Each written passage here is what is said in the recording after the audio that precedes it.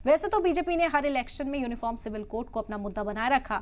इस मुद्दे पर मुस्लिम समाज की जानिब से मुख्तलिफ राय मानी जा रही है। कई सियासी पार्टियों ने इसे वोट बैंक की सियासत के लिए बीजेपी का आखिरी पैतरा भी बताया। इसी बीच ये भी खबर आई कि दिल्ली में कई मुस्लिम दानिशवरों ने जमीयत उलमा हिंद के सदर मौलाना अरशद मदनी से मुलाकात की। रिपोर्ट देखिए।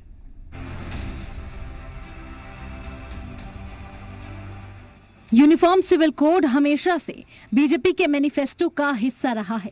बीजेपी इसे नाफिज करने की पैरवी करती रही है। 2014 के बाद से बीजेपी अपने मैनिफेस्टो में शामिल ज्यादातर बड़े वादों को पूरा कर चुकी है, जिसमें अयोध्या में राम मंदिर की तामीर और कश्मीर में आर्टिकल 370 हटाने जैसे मुद्दे शामिल हैं। अब यूसीसी ही एक ऐसा बड़ा मुद्दा है जिसे मरकज की बीजेपी हुकूमत नाफिज नहीं कर पाई है। यूसीसी के तहत ऐसा कानून नाफिज करने की तजवीज है जो सभी शहरियों पर बराबर से नाफिज होगा, फिर चाहे उनका मजहब, जेंडर, जात कुछ भी हो। इसे लेकर सुगबुगाहट दोबारा बढ़ी है। हिंदुस्तान के लॉ कमीशन की ओर से जारी पब्लिक नोटिस के बाद सियासी हलचल भी तेज हो गई है। इसमें यूसीसी पर लोगों से राय मांगी गई है। मरकजी हुकूमत अगले लोकसभा इलेक्शन से पहले यूसीसी को नाफिज कर सकती है। लॉ कमीशन की राय मांगते ही सियासी वार पलटवार का दौर शुरू हो गया है।